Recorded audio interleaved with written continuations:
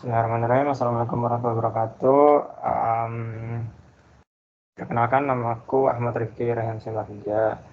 Di sini ya, kalau di posternya kan ininya pelatihan ya, tapi kan aku juga baru belajar gitu. Maksudnya belum lama lah. Dan di sini kayak jatuhnya ya sharing dan belajar bareng. Makanya di sini aku kasih judul belajar bareng data science. Dan terima kasih pada peserta yang sudah hadir. Sudah menyempatkan waktunya di hari Sabtu ini yang harusnya kita istirahat tidur kan jam segini, tapi teman-teman udah semangat gitu untuk ikut belajar bareng lah. Nah di sini kayaknya nggak terlalu lama ya, soalnya kan aku juga nanti jam 10 ada kelas insya Allah. Terus juga ini ya, kayak introduction-nya aja sih dulu. Dan kalau misalnya waktunya juga agak lama, misalnya 2 jam juga kayak agak jenuh dan nggak cukup juga gitu dalam satu hari dalam pengenalannya ini. Di sini udah ada yang tahu belum sih data science itu apa, terus tapi kayaknya udah pada tahu ya, maksudnya kayak udah pernah sering denger ya. Coba raise hand-nya dong kalau ada yang tahu atau denger atau gimana, atau udah paham banget tentang data science ini. Boleh di raise hand aja. Pengen tahu ada berapa orang yang udah tahu. Gak ada yang tahu nih. Wah, masa nih. Bohong nih, gak ada yang tahu nih. Oke, Zwingli.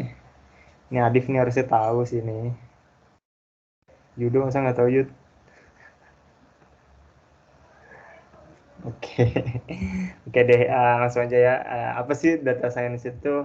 Kan kayak sekarang tuh ini banget ya, hype banget ya tentang data science. Sebenarnya sih dari lama sih data science itu dari tahun, kalau nggak salah dari tahun 90-an deh. Itu udah ada. Tapi istilah data science mungkin 2010-an. Udah dari dulu lah pokoknya sebenarnya. Cuman ya hype-nya sekarang ini.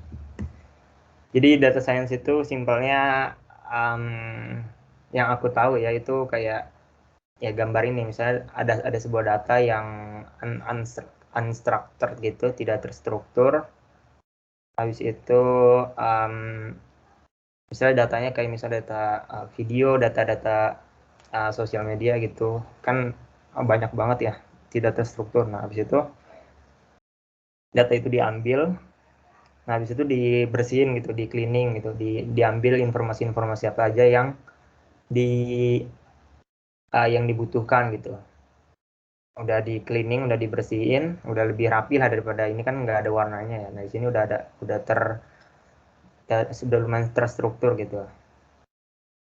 Habis itu di sini ada uh, ini tuh apa ya namanya ya, kayak di sini sih webnya ada definition of data information, knowledge and wisdom with their relation. Jadi dari data ke informasi terus ke knowledge itu kayak dari data ini dihubungkan satu sama lain gitu. Nah, habis itu baru setelah dihubungkan itu dicari insight-nya gitu, informasi apa yang paling menonjol di dalam data tersebut gitu. Nah, sebenarnya ini dari insight ini sebenarnya ada lanjutannya lagi, yaitu wisdom. Nah, ini selanjutnya. Sebenarnya tadi kan insight itu ada di tengah-tengah sini nih sebenarnya, setauku ya. Ada data, information, in knowledge. Nah, insight dari titik yang ini, misalnya titik 2 ini, habis itu dihubungkan antara dua titik itu jadi sebuah wisdom itu apa ya, kayak pengetahuan kali ya. Nah ini di sini kalau misalnya kita dihubungkan dengan suatu sistem informasi ya, dari database atau ya NoSQL atau SQL, terus dibuat information, dibuat sebuah diolah lagi menjadi knowledge, habis itu dia dijadiin sebuah kayak decision gitu loh. Nah, di sini kan ada decision making, kayak di sebuah decisionnya gitu. Nah itu menurutku itu juga mendefinisikan sebuah data science. Nah, bidang keilmuan apa aja yang diperlukan oleh data science, yaitu yang paling utama sebenarnya ini, math and statistics. Jadi statistik dan matematika itu core-nya lah, core ilmunya itu di sini harusnya ini lebih besar sih, soalnya benar-benar statistik tuh digenjot banget gitu, ditonjolkan banget gitu. Habis itu ada computer science tentunya atau IT, yaitu kita karena kita butuh cepat gitu, butuh terus informasinya juga besar, datanya besar, kita juga butuh komputer lah gitu, buat komputer untuk mengolah datanya biar lebih cepat dan efisien. Habis itu um, dari selain itu ada harus juga kayak domain or business knowledge, soalnya kan mostly di perusahaan tuh kalau nyari yang data scientist itu kan pasti buat ngebangun bisnis mereka kan, buat nyari revenue, buat nyari keuntungan atau yang lainnya gitu. Nah, makanya domain or business knowledge ini penting banget. Seenggaknya kita ngerti lah sebuah bisnis itu gimana gitu. Oke, selanjutnya kalau misalnya ada bingung gitu, data scientist, data engineer, data analyst itu sama ML engineer itu apa bedanya? Kalau dari di sini itu lumayan terlihat ya. Kalau di sini mungkin dari programming toolsnya mungkin semuanya dapat gitu. Harus penting lah, harus mempunyai skills di dalam programming tools. Habis itu ada data visualisasi and communication. Di data analis ini juga penting banget karena data analis ya dia visualisasinya lebih kuat lah, dan komunikasi untuk presentasinya. Habis itu ML engineer ini nggak terlalu data visualisasi karena dia nanti deploy modelnya. Habis itu data engineer nggak terlalu penting, somewhat important sih, tapi nggak terlalu penting banget. Dan data science ini dibutuhkan, dan keahlian lainnya gitu, kayak statistik itu data scientist penting banget. Data analis menurutku penting juga sih ya, ML engineer dan data engineering dan lainnya. Software engineering dan sini multivariable calculus ini ML engineer paling kuat karena emang butuh banget ALIN, aljabar linear, dan kalkulus untuk modelnya. Nanti kita lihat detailnya gimana pentingnya itu. Di situ di sini ada lumayan penting di data scientist, dan yang lainnya tidak terlalu penting.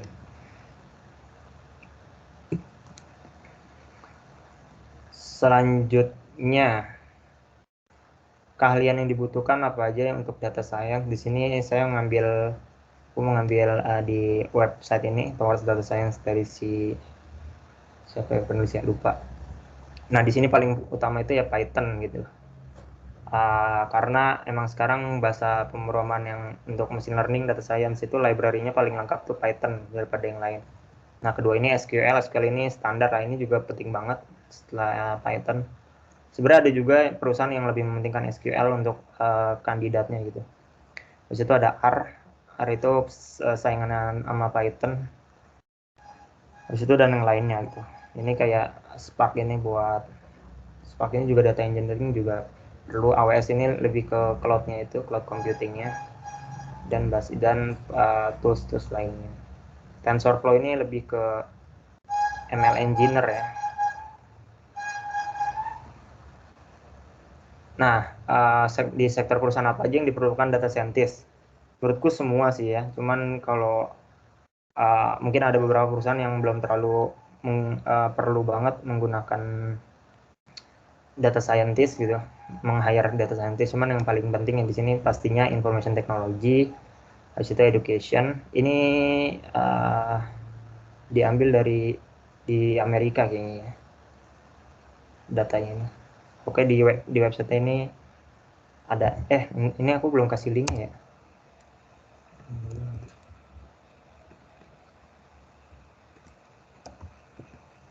Situ ya, di kolom chat kalau perlu.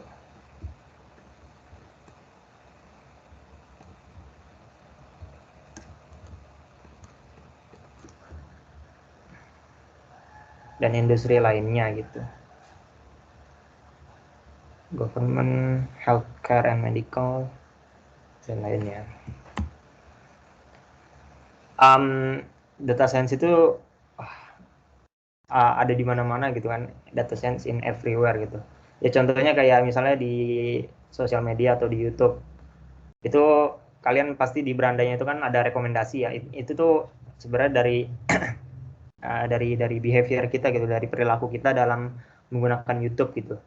Bisa dari dari subscribingnya, kita subscribe siapa, habis itu history tontonan kita, history search kita, history klik kita, pokoknya semua yang kita aktivitas di dalam website itu bakal diambil datanya dan bakal diolah oleh data scientist or machine learning engineer untuk ngebuat website ini berjalan dengan baik gitu, menggunakan model data science gitu, menggunakan model machine learningnya.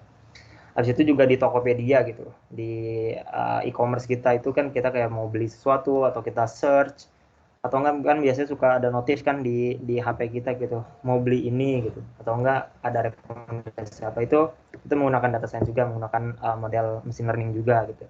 Dan juga kayak Instagram, Twitter, itu juga menggunakan machine learning model juga data science gitu. Nah, habis itu proses data science itu gimana sih? Seperti project handlingnya, itu pertama kita melakukan collection data collection. Data collection itu bisa lewat web scraping, lewat Twitter API, lewat apa saja gitu. Bisa dari history perusahaan, dari data-data perusahaan, ya diambil dari pekerjaannya gitu. Habis itu setelah dikoleksi, setelah di data collection ini, data itu dibersihin gitu biar lebih terstruktur kan kayak tadi kan, dari data ke information. Habis itu setelah data itu dibersihkan, lalu data itu kayak kita nge-explore datanya lah. Di sini nyebutnya exploratory data analysis, kayak kita cari persebaran datanya gimana, apakah normal distribution atau enggak skewed left atau apa gitu. Terus ada misalnya ada data yang kosong atau null values. Habis itu ya macam-macam lah di explore data analysis. Nah, proses dari data science itu sebenarnya lebih besar di ini nih, di cleaning dan di EDA-nya ini. Cleaning dan exploratory data analysis. Habis itu ada di explore, kita ngebuat model. Habis itu modelnya itu deploy ke website kita, ke aplikasi Android kita, ke apapun lah itu.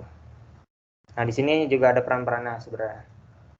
Data engineer itu ya buat nge-koleksi data dan ngebersihin gitu. Dan data analisis lebih ke membersihkan data dan nge-explore-nya gitu, exploratory data analysis. Habis itu di bagian machine learning engineers ini dia ngebuat modelnya, habis itu nge-deploy modelnya. Dan di sini terlihat data scientist melakukan semuanya. Sebenarnya aku juga kurang sebenarnya kayak role-role itu juga masih agak nggak ini ya, nggak mutlak gitu ya, nggak pakem banget gitu. Di sini data scientist melakukan semuanya. Sebenarnya juga kalau ada role di Indonesia data analis, bisa juga dia nge-koleksi data, bisa juga dia semuanya gitu. Ini tergantung perusahaan juga sih setahu. Tapi mostly kebanyakan begini sih, data scientist, data engineer melakukan ini. Nah, detail-detailnya itu sebenarnya seperti ini gitu. Ini sama aja sih sama yang ini.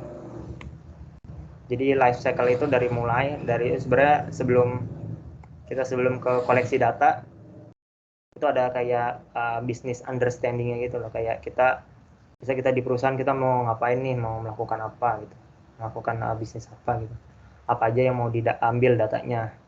Misalnya data masyarakat di Indonesia mau apa aja yang diambil gitu. Habis sudah kita business understanding, ya udah kita koleksi gitu datanya, data akuisisi dan data understanding-nya, mulai dari data source-nya, pipeline-nya, environment-nya, dan wrangling, exploration, and cleaning. Nah, data cleaning dan EDA ini di sini, setahu. Di sini data source ini kayak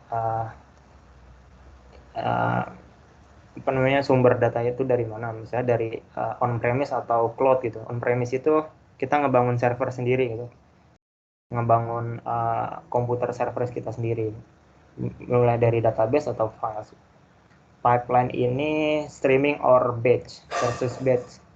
setahu ini kayak streaming ini mungkin dari kayak video ya, kayak streaming itu mungkin datanya yang selalu ada terus gitu, terus menerus, atau batch yang kita ambil sendiri saku ya, low or high frequency.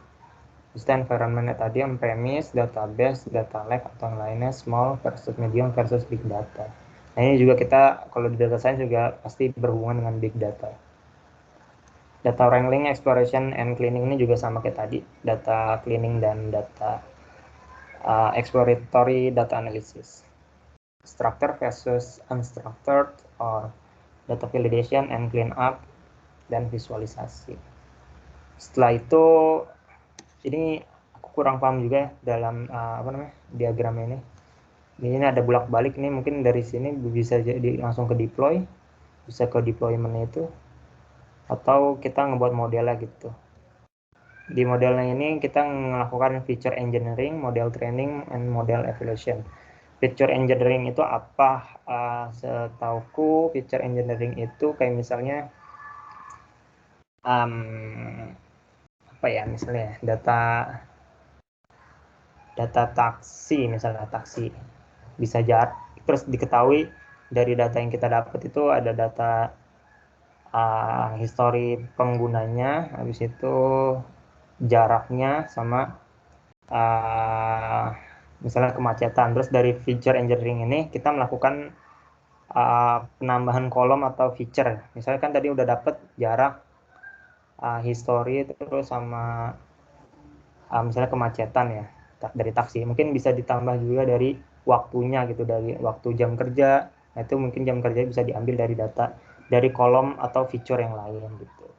Sini ada transform, binning, temporal, text, image, feature selection.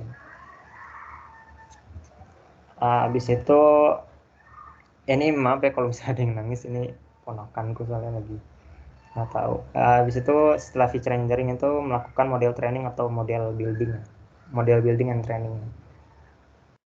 Di sini ada algoritmanya apa, parameter tuning, retraining, model management, dan habis itu model evaluation.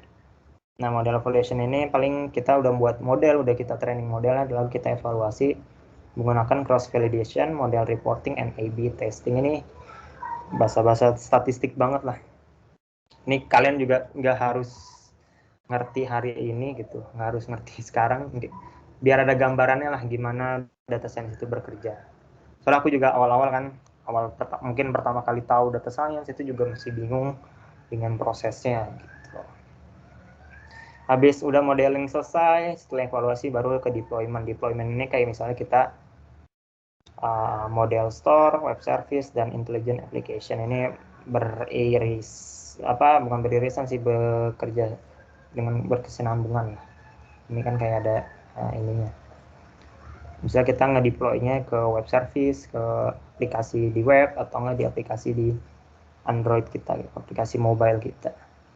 Habis itu setelah dilakukan deployment, dilakukan scoring, performance monitoring, dan yang lainnya. Kayak kita lihat kerja model kita apakah baik, apakah ada yang harus perbaiki gitu, harus kita update lagi biar lebih bagus modelnya. Habis itu baru kalau nggak salah dari deployment ini bisa balik juga ke business understanding-nya. Begitu proyeknya.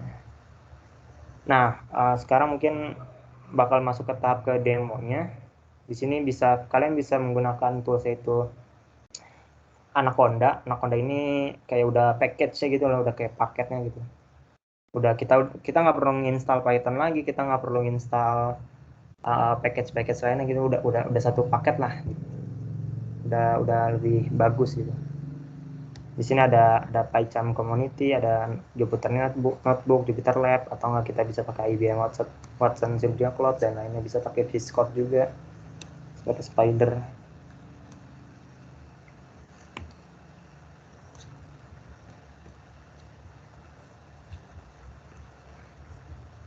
Habis itu setelah ini kalau nggak kalian males gitu, atau nggak kan nggak ada waktu gitu untuk download sekarang, misalnya kalian yang belum download, itu kalian bisa ngebuka website namanya itu collab.research.google.com. Itu kayak versi cloud-nya gitu, versi online-nya gitu. Bisa ke sini, ke chat, kolom chat, bisa ke situ. Ini kita nggak perlu download aplikasi lagi, bisa kita pakai di Google Colab ini. Oke, kita mulai saja ya praktisnya, latihannya.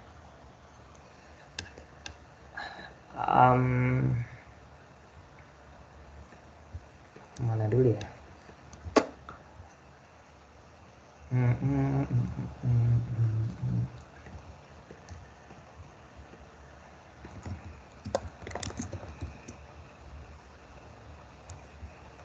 Oke, jadi aku di sini ngambil data. Oh ya, dari sebelum mulai ini ada yang mau ditanyakan nggak?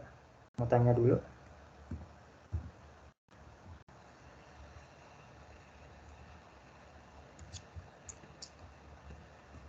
Atau kecepatan kah? Atau oke, aku takut itu kecepatan ya.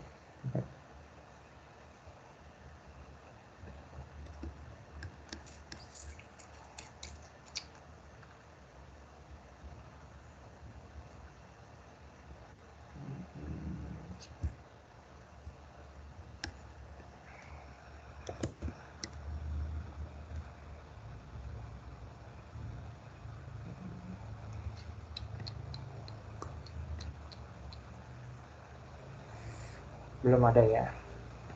Sebentar.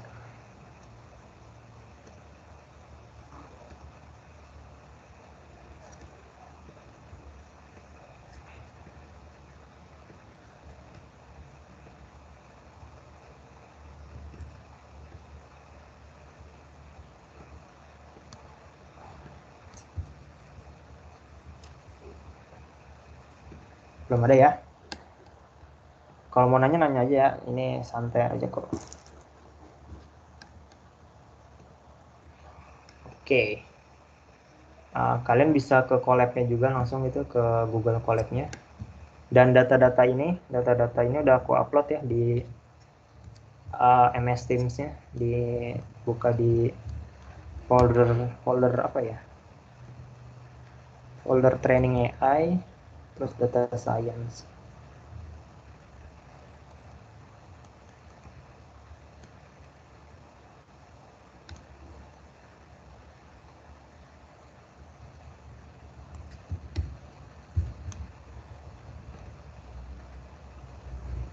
Ini kelihatannya banyak dari ini ya, 2020-2021 ya. Seperti ini. Kalian yang 2020-2021 atau 2019 deh. Itu mata kuliah algoritma dan pemrograman itu pakai bahasa apa? Atau praktek pertama algoritma dan pemrograman? Kalau nggak salah aku dengarnya 2020-2021 tuh udah Python ya? Udah Python belum ya? 2021 belum nyentuh ya? Udah nyentuh belum sih? Semester ini ya harus. Terus 19 juga udah waktu itu Python. Udah Python ya? Iya, 19 juga udah. Udah Python ya? Oke, berarti dari 19 udah Python. Soalnya waktu aku dulu tuh masih bahasa C, C++, gitu. Dan setahu aku udah Python gitu sekarang. Soalnya ada mata kuliah IoT juga ya, misalnya 2020-2021. Oke, mungkin kalau dari dasar ini udah sedikit kompleks ya, lumayan kompleks itu bahasa programming. Dan nggak usah, kalau misalnya dari awal banget kan waktunya juga lama gitu, jadi aku langsung mulai aja. Ini semoga bisa ada gambaran lah seenggaknya gitu, nggak harus paham. Oke, pertama kali kita melakukan import Pandas SPD. Ini biasa lah untuk import package-nya. Pandas itu package untuk analisis, untuk bersihin data, untuk apa lagi ya? Aku lupa. Banyak lah. Jadi Pandas ini kayak temennya data scientist, temennya data analis. Gitu. Tuh. Habis itu kita melakukan SPD ini, kita kayak alias gitu. S itu kan alias ya. Jadi kita nggak perlu nulis pandas lagi, kebanyakan itu kepanjangan, kita PD aja gitu, PD. Di sini kita mengimport datanya. Ini kelihatan ya, nggak terlalu kecil kan ya. Kita lakukan importnya itu menggunakan metode read CSV, karena file kita CSV bisa XL, XLSX itu kan, misalnya Excel dan lainnya, misal bisa dari URL juga gitu. Jadi ini diambil dari package-nya, kita pakai metode namanya read CSV. Di sini kan argumen ya, argumen itu kita nama filenya. Habis itu bisa kita gunakan ini sih sebenarnya, index call itu biar sampai dengan 0 ini false. Biar ini kan ada di sini kan ada index gitu, ada kayak nomor tabelnya. Di sini juga ada tambahan kolom nomor tabelnya juga gitu. Kita pakai ini biar ini ngilangin ini. Kita enter, shift enter kalau mau cepet, nggak perlu run gini, shift enter juga bisa. Habis itu kita kalau mau melihat 5 row, 5 baris pertama dari data tersebut, itu kita bisa menggunakan head method. Method itu kayak sebuah function sih, tapi nyebutnya method karena kan di dalam sebuah kelas sih. Habis itu df ini ya dari variabel ini. Ya kita ngebaca datanya itu disimpan di sebuah variabel df. Semoga paham ya sampai sini. Masih oke lah gitu. Habis itu kita enter, shift enter. Nah ini kan hilang kan tadi unnamed-nya itu tadi, karena kita pakai argumen ini. Setelah itu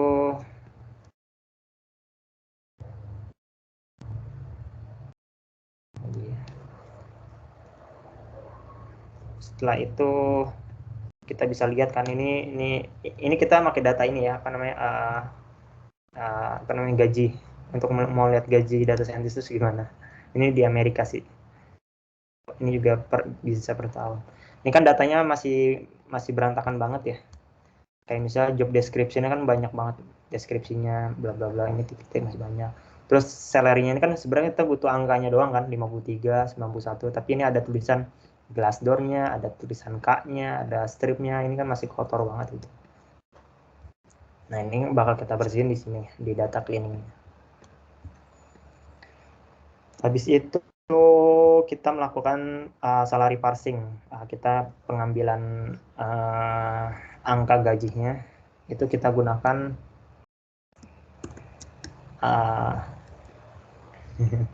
ini kita pertama mana dulu ya, melakukan ini tuh kayak misalnya kita df job title,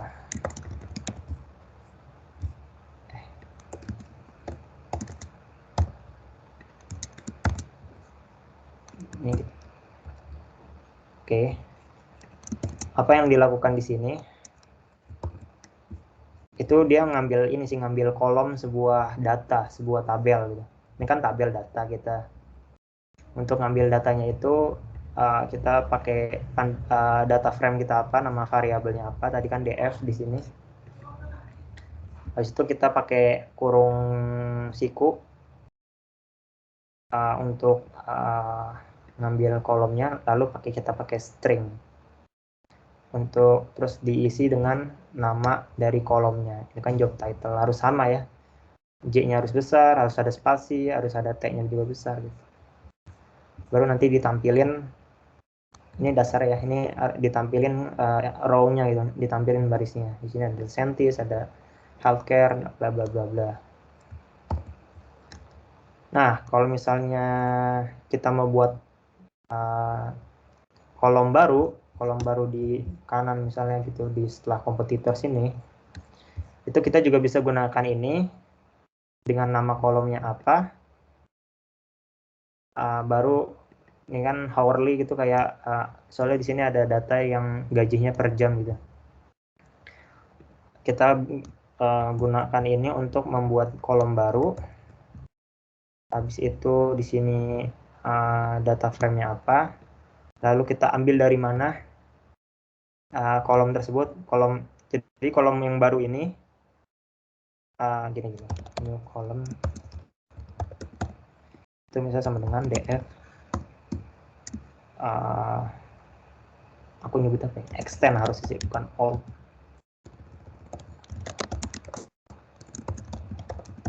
Jadi kita buat kolom ini ngambil data dari mana? Dari kolom ini, dari salary estimate ini, dari kolom salary estimate ini. Lalu kita melakukan pakai apply, pakai apa namanya? Pakai function, pakai method sih namanya.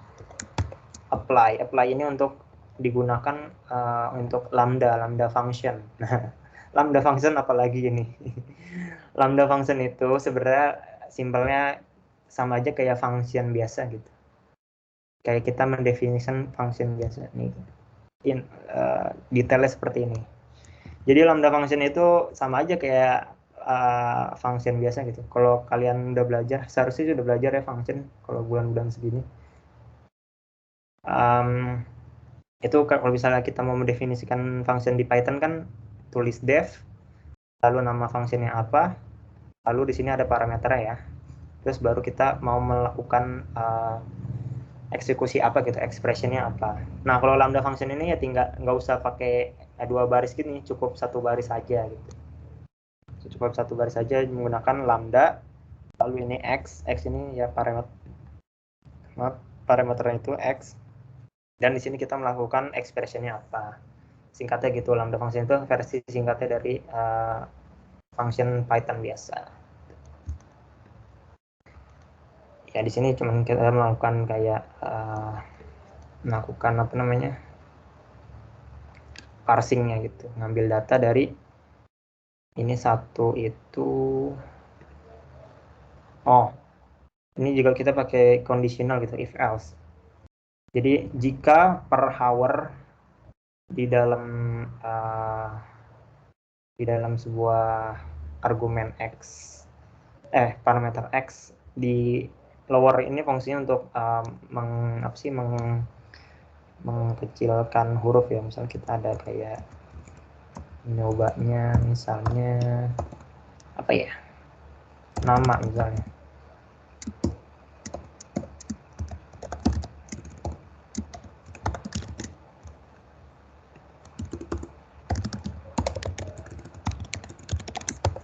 Nah nanti di sini, nah kan nama ini kan hurufnya besar semua kan, Ahmad.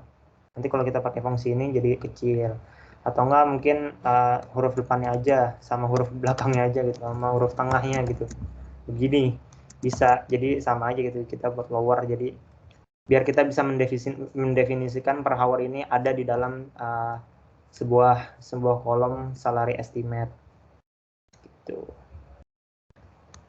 Kita cepet aja kali ya. Habis itu jika per hour ini ada di dalam x-nya, kembalikan nilai 1 atau isi nilai 1. Habis itu kalau tidak ada ya 0 gitu. Lalu di sini ada lakukan membuat kolom baru gitu, employer provided.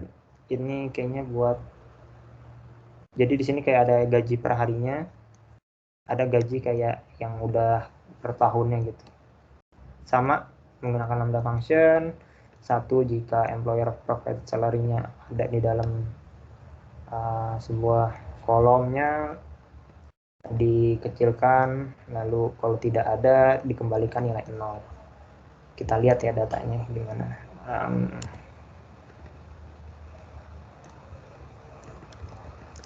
Data terbaru nih, hourly-nya, jangan ini headly.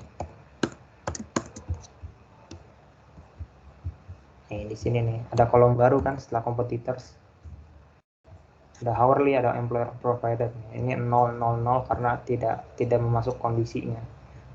Ini harusnya ada 1 sih, cuman ini kan karena kolomnya karena barisnya banyak jadi nggak ditampilkan semuanya. Bisa sih kalau mau ditampilkan semua itu pakai apa ya, aku lupa.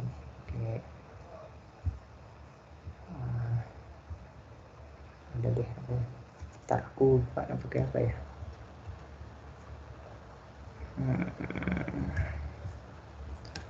Oke, dia lanjut dulu aja ya. Habis itu di sini melakukan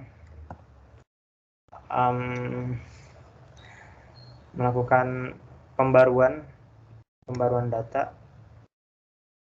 Di sini melakukan kita ngambil kondisi di mana kolom SLR estimate ini tidak ada yang -1. Maksudnya itu kayak ini bisa dibilang null values juga atau datanya yang tidak valid.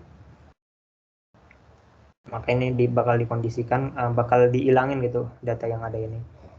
Disimpan di data frame yang paling baru. Di situ ada salarinya di sini.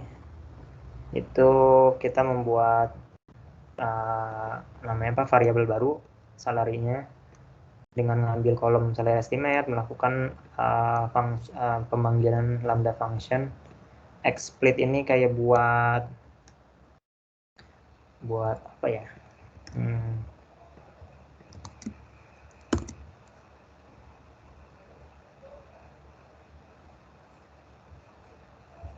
jadi kayak XSplit itu ngebagi dua,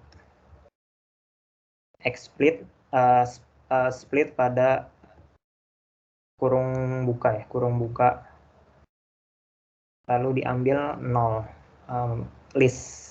Jadi split ini melakukan pembagian dua gitu, ada yang 0. Jadi split ini bakal mengembalikan data yang berupa data list, sebuah list 0. 0 ini kita ngambil data yang listnya itu 0. Jadi gini, di sini kan tadi splitnya kan kurung buka ya. Jadi kita melakukan split di sini. Nah, yang bagian ini itu indeks ke 0 sebuah list. Yang di sini ini indeks ke 1 sebuah list begitu. Jadi kita nge-splitnya di bagian ini. Nah, karena tadi kurung sikunya itu isinya 0, maka yang diambil datanya ini. Maka dari itu kita bisa ngelihat mengembalikan nilainya ini gitu. Kan karena kita butuh angkanya aja. Habis itu minus KD ini minus K-nya ini, yang ini. D-nya ini dolar kayaknya ya. Oke, dolar.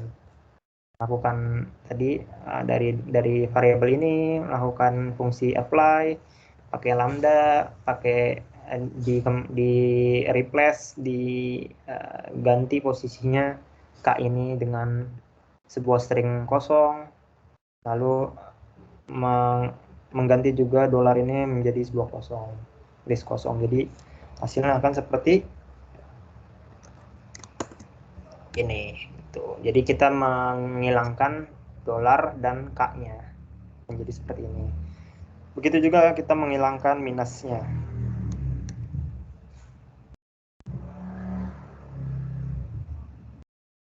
Belum deh. Belum menghilangkan minusnya ternyata. Ini tuh min hour-nya apa ya? Jadi ada data di minus KD ini yang tulisannya itu per hour, di replace ke employer profile-nya. Ini kita harus ngelihat datanya lagi sih, tabelnya ini seperti apa. Pokoknya mirip lah. Habis itu kita melakukan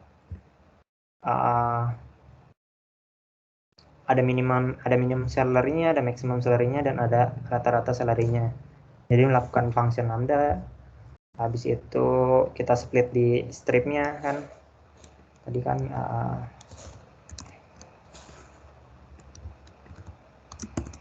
tadi kan ada strip-nya gitu. Kita melakukan split di strip-nya ini. Lalu kita ngambil yang 0 karena minimum salary-nya kan di sebelah kiri ini. Nah, di sini 0, di sini jadi 1 gitu. Ini minimumnya, ini maksimumnya, maka kita mengembalikan sebuah list, sebuah index list yang minimumnya itu 0, yang maksimumnya itu 1. Habis itu kita juga melakukan average salary-nya itu ya tinggal kolom minimum salary ditambah dengan maximum salary lalu dibagi 2 gitu. Ini titik sama ini sama aja sebenarnya. Sama gini. Gini juga bisa nih.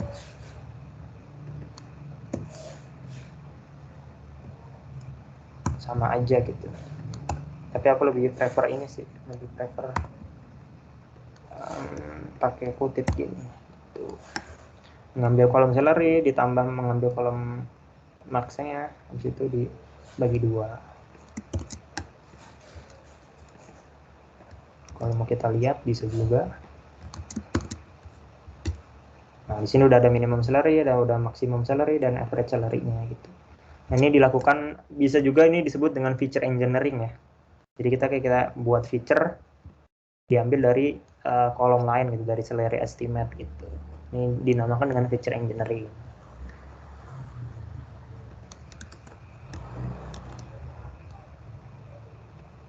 Habis itu kita ngambil apa namanya, teks dari nama sebuah perusahaan saja gitu. Dari dari table ini, dari kolom ini, sorry. Nggak bisa.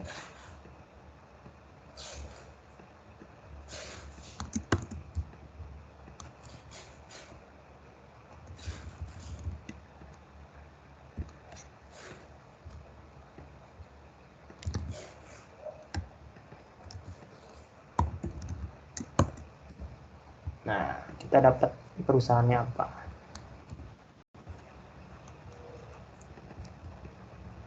Kok nggak bisa?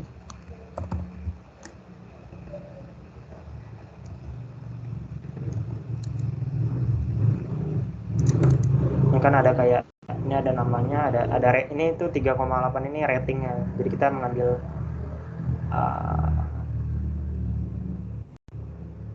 kita ngebagi 2 gitu. Jika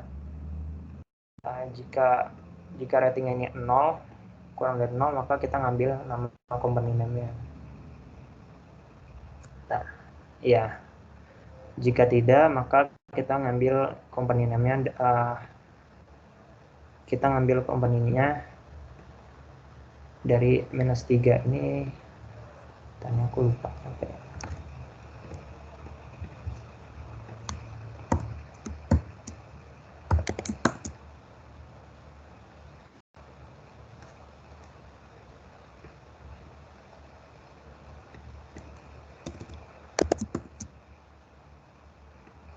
Oh. Oke. Setelah itu kita ngambil job state-nya ini kayak, kan kalau di Amerika kan ada state-nya kan kayak coba kita run dulu deh. Oke. This index is out of range. Why?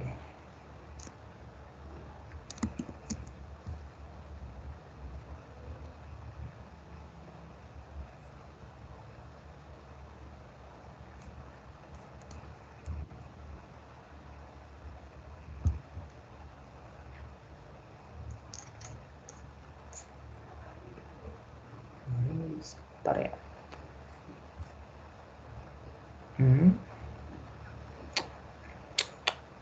This index out of range.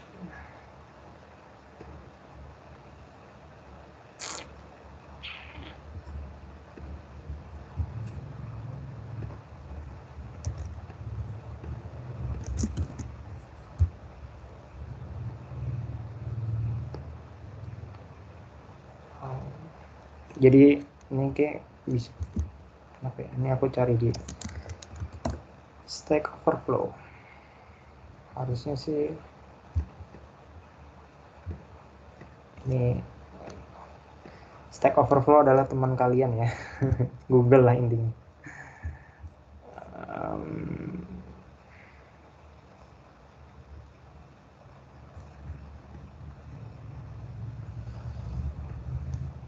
Oke.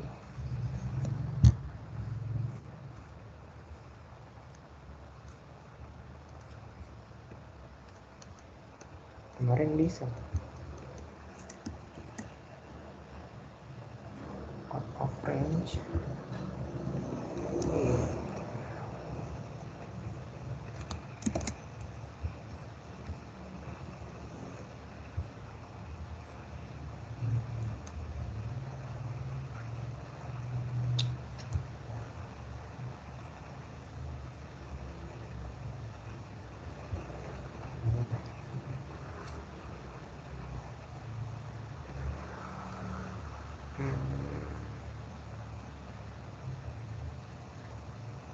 Intinya job state ini dia bakal ngambil state-nya gitu, melakukan split juga di koma ini nih, mengambil indeks pertamanya ini, indeks satunya ini, NM-nya, NM, MD ini state-nya. Kayak New York kan state-nya di NY, San Francisco di CA ini apa ya? Dan kita next, habis itu ini edge dari kolom sebuah namanya founded, melakukan kondisi dimana kalau kurang ini benar founded ini apa ya? Ini nih. Jika sini melakukan if else juga jika ini kurang dari 1, maka mengembalikan nilai X. Jika tidak, maka 2020 kurang X. Oh ini jadi kurang dari 1 itu misalnya ada data yang tidak memberitahu berdirinya kapan. Kalau emang ada, maka dihitung umurnya dari tahunnya. Ini kan videonya sebenarnya 2020 gitu. 2020 dikurangin tahunnya apa gitu. Misalnya tahunnya di sini tadi 1973 kalau 2010 gitu. Berarti 10 tahun umurnya. Lalu kita melakukan juga feature engineering di dalam job description-nya itu, kayak ngambil keahliannya apa sih, skill apa aja yang dibutuhkan seperti Python, R Studio, bahasa R, habis itu ada Spark, habis itu dia ada AWS juga, ada Excel juga, habis itu ya udah. Jadi yang dilakukan itu adalah melakukan kolom baru, habis itu di sini mengambil dari kolom apa, kolomnya ini kolom job description, habis itu kita melakukan pemanggilan function, lambda function, itu jika ada kata Python di dalam kolom job description ini, maka kembalikan nilai 1. Jika tidak, maka kembalikannya 0. Gitu. Dan yang lainnya juga sama sih, kayak RStudio, Spark, AWS, dan Excel. Lalu habis itu, oh ini nggak perlu.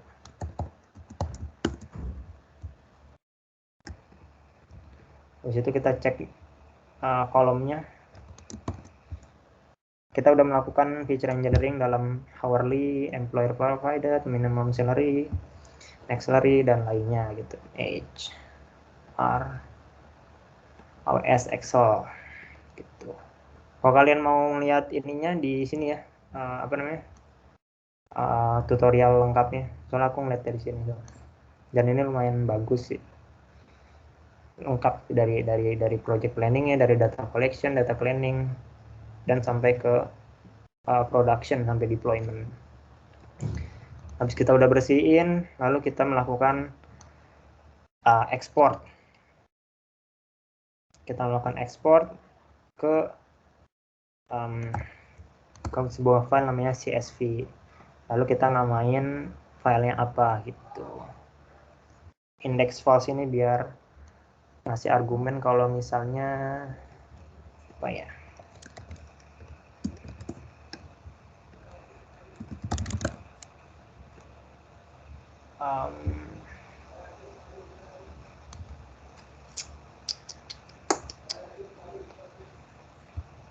cari indeks. Jadi di sini indeks itu menuliskan row name sebagai indeks gitu. Karena kita default ini true, maka kita melakukan ini yang false.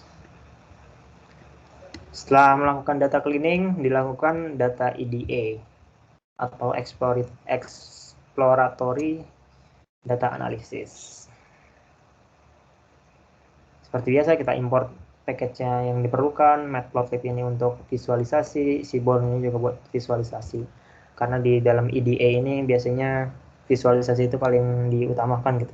Karena kan kalau kita lihat tabel gini kan kayak kurang gitu kan. Kayak susah dilihatnya gitu, susah baca. Kita melakukan inisialisasi datanya, terus kita lihat 5 row pertamanya. Habis itu kita lihat kolomnya apa aja. Habis itu di sini kita membuat function. Jadi daripada kita tadi satu-satu gini, kita ngebuat function namanya title simplifier untuk nge-simplify, buat menyederhanakan ya seperti ini. Lalu kita kasih argumennya apa, parameternya apa, lalu kita kasih kondisi. Misalnya jika data scientist-nya ada di title, sebuah title, dan sudah dikecilkan karakternya, maka dikembalikan data scientist. Kan di sini kan data scientist ini kan ada berupa besar kan, makanya dikembalikan nilainya dikecilkan semua. Dan yang lainnya juga data engineer, analis, machine learning, manager, director. Dan jika tidak ada semuanya itu, maka dikembalikan NA atau nullable. Null values lah. Kayak memberitahu kalau ini tidak masuk kriteria yang mau kita inginkan gitu. Lalu ada seniority, misalnya ada kata senior, SR atau S senior, atau ada SR apa bedanya? Oke, sama aja namanya.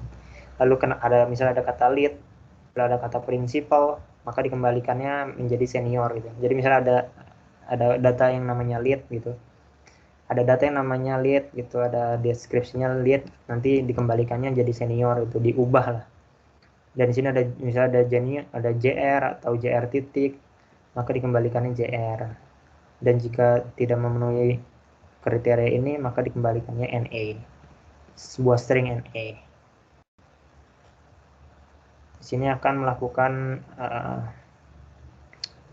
6 ya. Job title, fixed state, Los Angeles. Oh, ini ada kayak kesalahan gitu dianya. Lalu ada panjang deskripsinya, kompetitor, hourly wage to annual. Jadi gaji per jamnya itu diubah ke per tahun. Lalu kita remove new line from job title. Oke. Habis itu kita melakukan feature engineering, membuat kolom baru dari job title, lalu melakukan apply fungsi tadi title simplifier. Ini udah aku ini belum?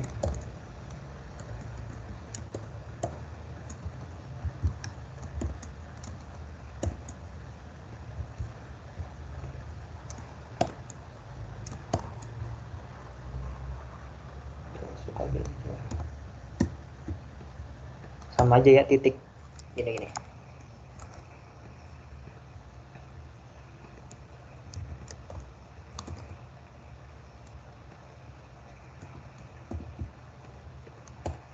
Ini baris ini sama baris ini sama aja, mau pakai titik atau pakai ini juga sama. Karena aku biasa pakai gini, pakai kurung siku, enaknya pakai ini.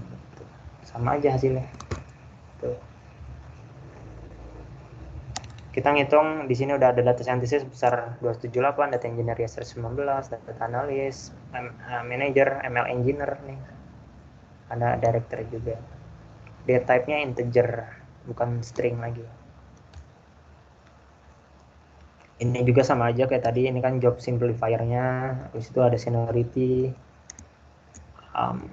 Ini aku ubah aja ya.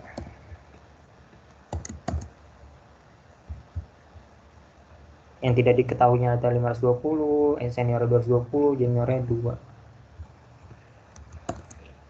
Ini juga melakukan pengambilan state-nya. Fix state Los Angeles sih. Pembenar apa dibetulin dari yang kemarin itu. Dari data yang ini. Soalnya kan ini kan datanya apa videonya ini berseries ya. Jadi aku bilangnya kemarin tadi.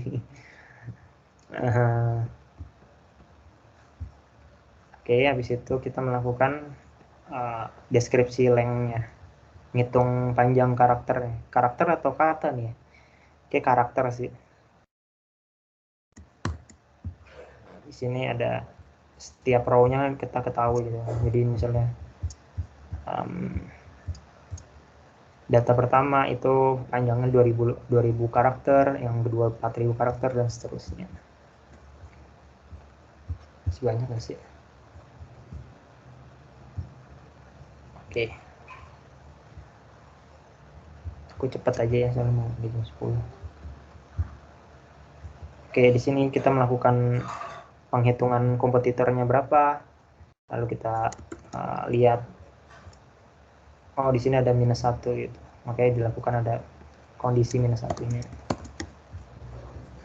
Habis itu udah mengubah hourly wage to annual. Nah, kita lihat datanya hourly, terus minimum salary-nya berapa, maksimum salary-nya. Habis itu kita melakukan di sini menghapus ini apa sih ini?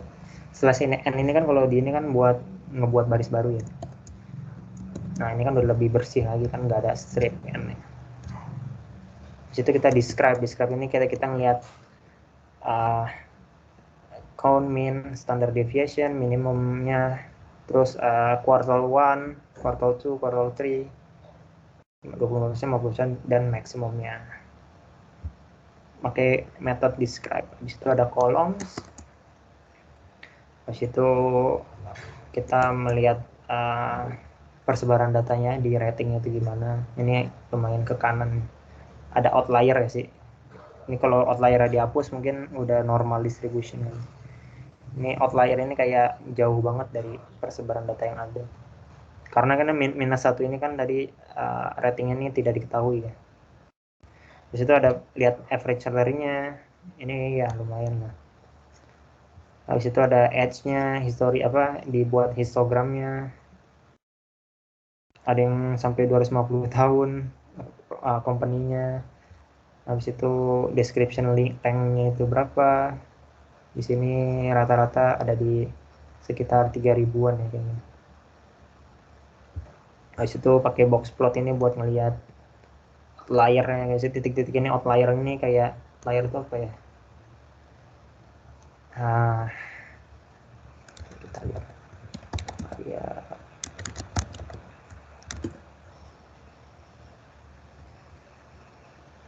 data point yang berbeda signifikan gitu, dari observasi.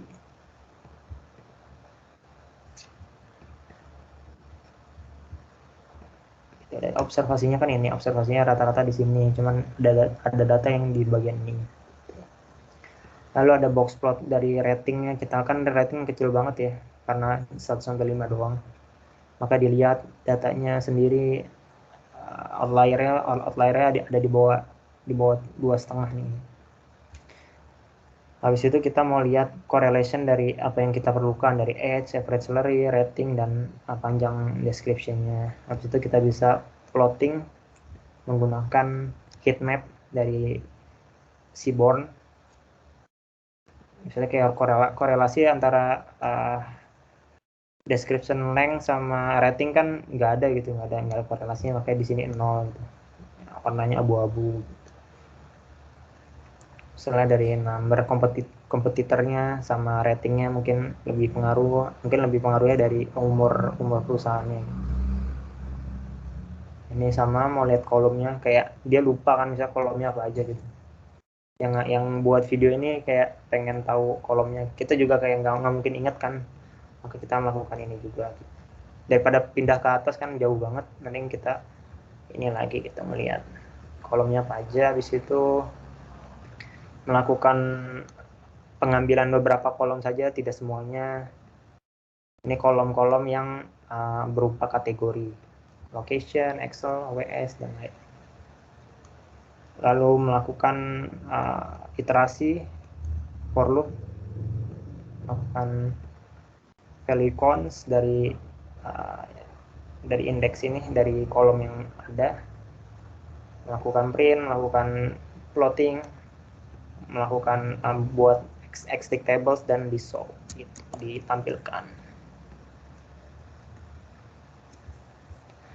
Nah ini kan masih kata-katanya masih numpuk banget ya, makanya dia ngelakuin lagi gitu, mengambil total top 20-nya gitu, top 20-nya. Dari sini ada location, headquarters-nya paling tingginya di New York. Ini exploratory data analysis ya. Di sini ada company text-nya apa, nama company-nya. Ini lagi, habis itu kita melakukan pivot table. Pivot table ini kayak group by sih, sama aja kayak group by pivot table ini, kalau kalian tahu. Pivot table melakukan datanya apa, indeksnya apa yang diperlukan, values ini kolomnya apa, gitu. Kolomnya average salary, dan indeks ini yang diperlukan group by-nya itu dari indeks ini. Ini juga sama aja.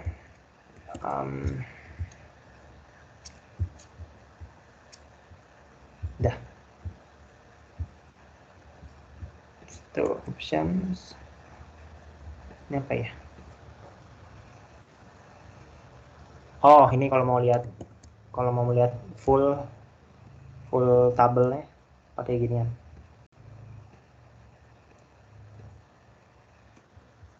Ini kan banyak banget ya, bisa melihat semua. Gitu.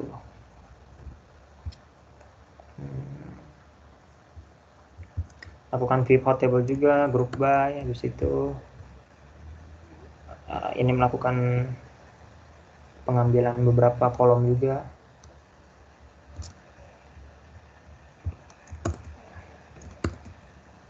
Ini ada error di ini, kayak not ada dilewatin kayak masalah ini.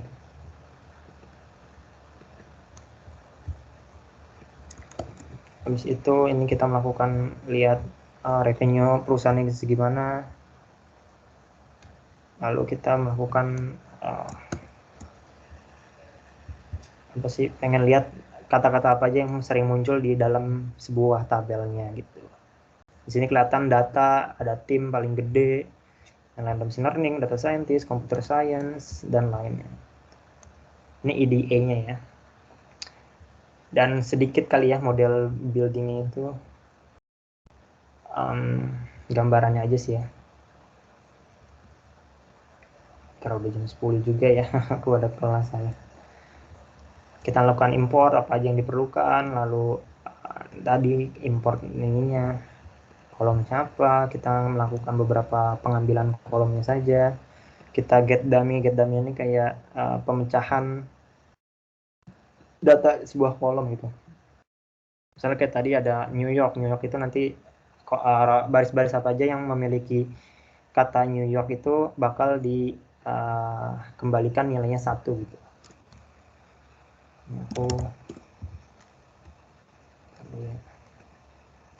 Aku lupa nih, aku udah save ini.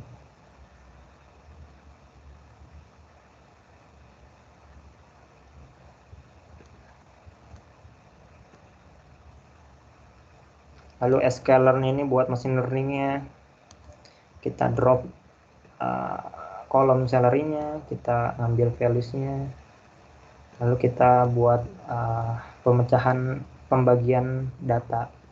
Ada yang buat trend, ada yang buat training, ada yang buat testing.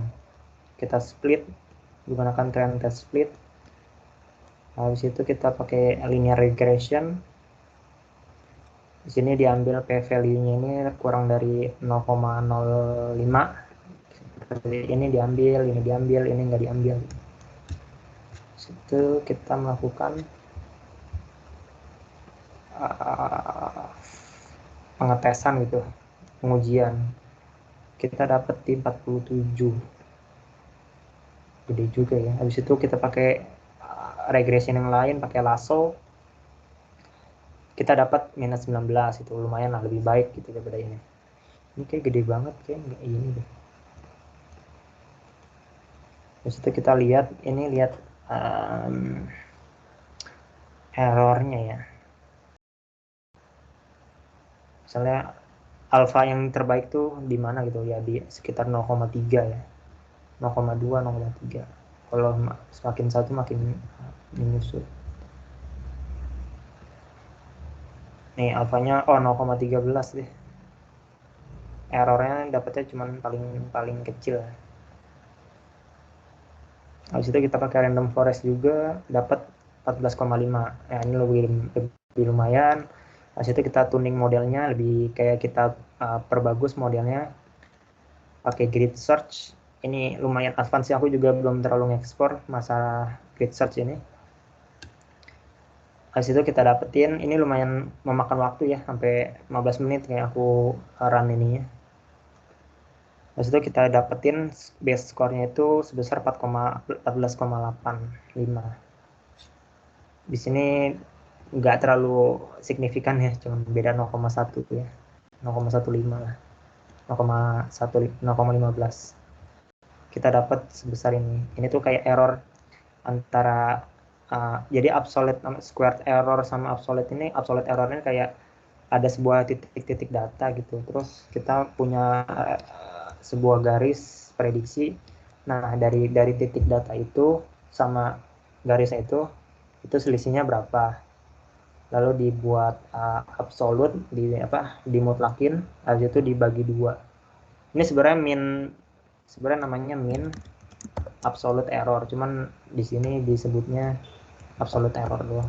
Jadi rata-rata dari selisih antara garis prediksi kita dengan data sampel gitu, dengan titik datanya.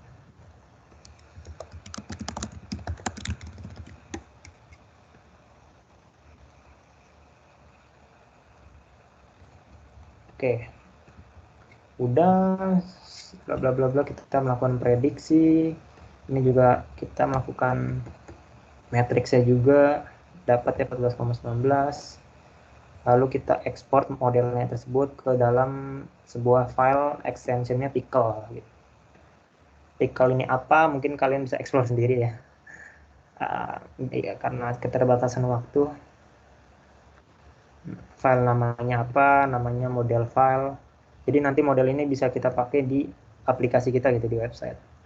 Udah bla bla bla. Ini aku mau ngasih contoh satu aplikasi deh yang ntar ya, dari angkatanku juga sih, namanya Mas Ruby. Mas Ruby.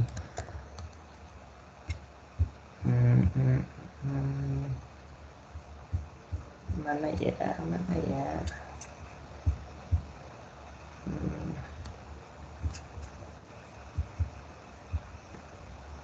Ini dia kayak bikin proyek, dia ikut pelatihan gitu sih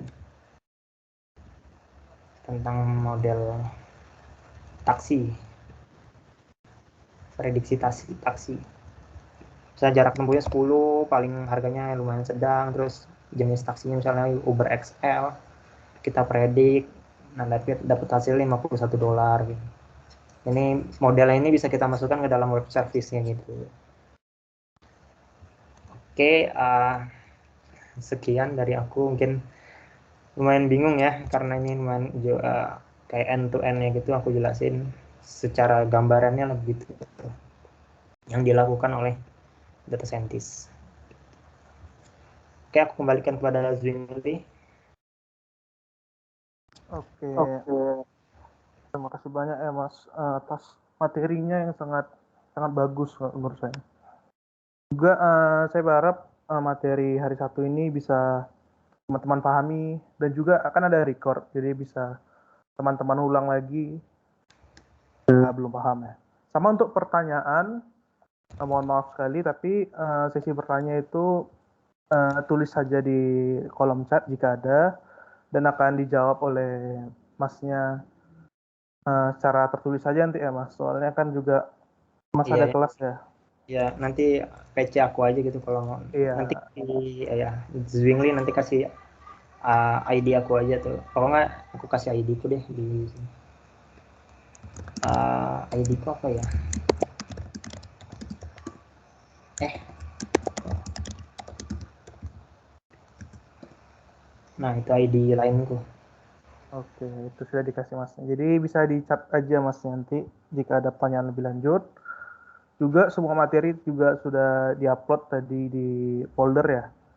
Juga teman-teman mungkin yang tadi join dari link langsung ya, bukan dari kode Teams, yang nggak bisa melihat chat mungkin bisa bisa join dulu di Teams-nya biar nanti bisa ngeakses foldernya. Untuk kode Teams-nya sendiri bisa dicek ya IG BKTI atau di poster postingan yang udah dikirimkan mungkin di grup angkatan masing-masing ya. Mungkin itu aja dari aku, sama jangan lupa besok masih ada kita buat pelatihan AI ini ya dengan materi computer vision. Teman-teman yang join di sini bisa dilanjutkan untuk besok di materi kedua. Oke, mungkin sekian dari saya. Bentar, Zwingli, bentar aku mau ini. Oke Mas, silahkan. Bentar ya. Aku mau ini aku minta feedback dari kalian ya. Linknya ada di chat. Aku buat form baru. Nggak wajib sih, itu kan nggak harus diisi. Cuman aku pengen minta feedbacknya gimana dengan pertemuan hari ini, dengan belajar bareng pertama kita hari ini. Sama ini sih tadi cuman pengen jelasin dikit absolute or error ini, kayak ini kan prediksi kita gitu, garis kita. Nah, data-datanya ini di titik-titik ini. Nah, ini selisihnya gitu antara titik ini dengan garis yang kita buat prediksinya. Lalu kita rata-ratakan dari jumlah titik ini, n-nya. Ini kan kita sigmakan, kita jumlahkan, habis itu kita bagi dengan sejumlah n-nya gitu. Udah sih itu aja. Baik, terima kasih Mas. Ada tambahan lagi sebelum? Udah itu aja. Oke. Oke teman-teman, jangan lupa ya yang bisa gitu tolong diluangkan waktunya untuk ngisi form dari Masnya. Oke, saya ucapkan terima kasih lagi ke Mas Ahmad Rifki ya. Makasih Mas udah bisa mengisi materi untuk hari ini. Oke. Terima kasih semuanya ya udah datang. Ih, banyak banget 34. Iya Mas. Aku cepetan juga ya. Kalian explore sendiri lah di YouTube juga banyak kan. Ini kayak aku terlalu cepat nih. Ngejar waktu juga. Oke. Oke, terima kasih Mas. Sama-sama. Mungkin bisa meeting aja, Zingli. Oke, ini saya tutup Thank you, ya. Ri. Iya, Mas Yudo ya, tunggu besok Halo, ya. thank you, Ri. Mantap, Ri. Thank you, Ri. Udah, aku mau kuliah dulu nih, kuliah Ya, ini udah kuliah jam 10 ya, yes. Boleh ya, silakan ditutup, Ri. Monggo.